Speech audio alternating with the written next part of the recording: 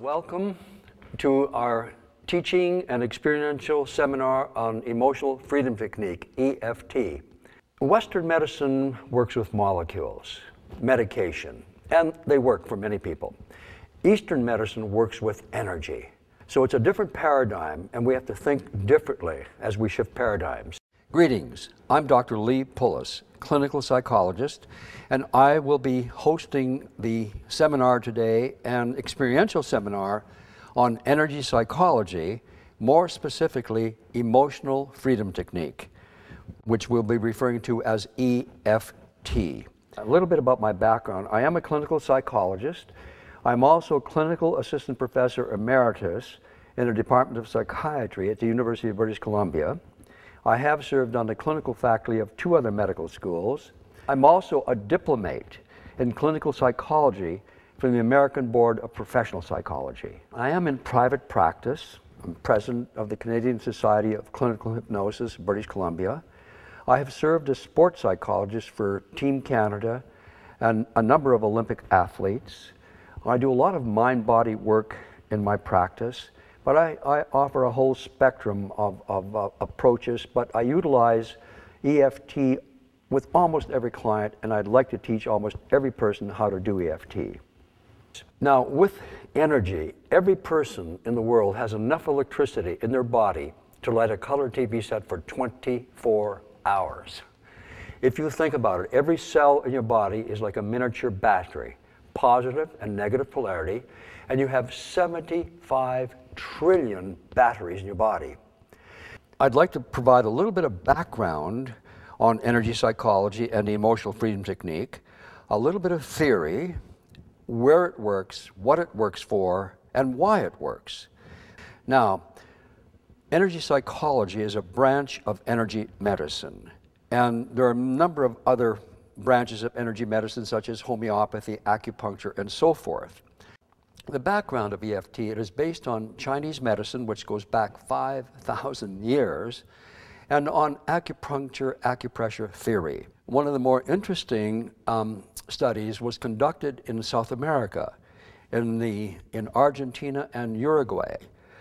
This study had been going on for 14 years, and they treated 29,000 patients with varying conditions of anxiety, post-traumatic stress, and so forth.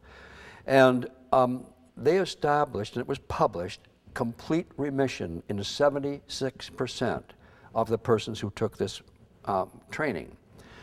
Now, EFT works for a number of issues. Generalized anxiety, post-traumatic stress, simple complex phobias. It works for panic attacks, weight loss. I've worked as a sports psychologist, and I've utilized it with many world-class athletes, teaching them to reduce performance anxiety in competition, and also it has been used to reduce performance anxiety in test taking or other situations, presentations, and so forth. It also works quite well with attention deficit disorder, and it helps people focus and concentrate much better.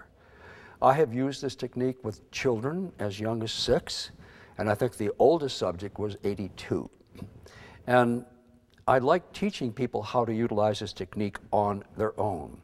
Now, the qi, which is everywhere, comes into our mouths, goes into our lungs, and is channeled into 12 different meridians and 2 carrying vessels that go to 12 different organs, 12 sets of muscle groups, but, and this is the important thing for us in here, there are 12 corresponding emotions that go with each meridian.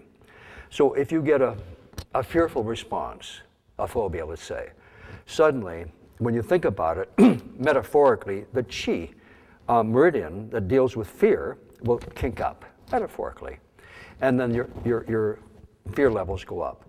So what we will be doing in here is to teach you how to open up all the meridians and to reduce the stress or fear or anxiety levels from a 10 to a 1. Now, one very important thing I should add, I think that our effectiveness level in life, in different areas of our life, is a reflection of our self-esteem. And I think self-esteem is really the hub of the wheel of success in life. It determines the kind of people we attract in our lives, the kind of work, the kind of experiences, and so forth. Because if you don't value yourself, you are not going to draw valuable experiences into your life. So, self-esteem is a whole topic in itself. But in the number of years that I've been working with different people, I've found that there's one thing you can do that will probably do more for raising your self-estimate than anything else, and that is